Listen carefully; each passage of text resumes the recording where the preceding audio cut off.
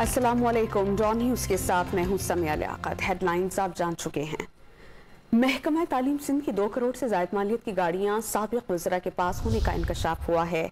साबिक special secretary Rafia haleem के पास Corolla, Nisar खोड़ो के ज़ाती PRO एजाज जुनेजो के पास भी कोरोला गाड़ी मौजूद है।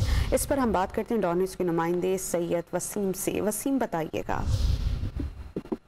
जी बिल्कुल, देखिए महकमा तालीम ने इस हवाले से चीफ सेक्रेटरी को एक खत लिखा है और इस खत के अंदर शिकायत की है कि 2 करोड़ रुपए से जायद मालियत की गाड़ियां हैं जो कि मुख्तलिफ वुज़रा और महकमा तालीम की जो दीगर एडिशनल सेक्रेटरीज थे उनके जेर इस्तेमाल जब वो महकमा तालीम में थे तो उस वक्त ही, लेकिन उसके बाद जब उनको वहाँ से बरतरफ किया गया या वो वहाँ से उनका टेन्योर पूरा हुआ तो जो वहाँ से गए तो वो वापसी जो मराद मिलती है महकमा तालीम की जानिब से जिसमें गाड़ियां भी शामिल हैं, ये गाड़ियां वापस नहीं की गई। 2 करोड़ रुपए जायद से मालियत की गाड़ियां हैं और ये 12।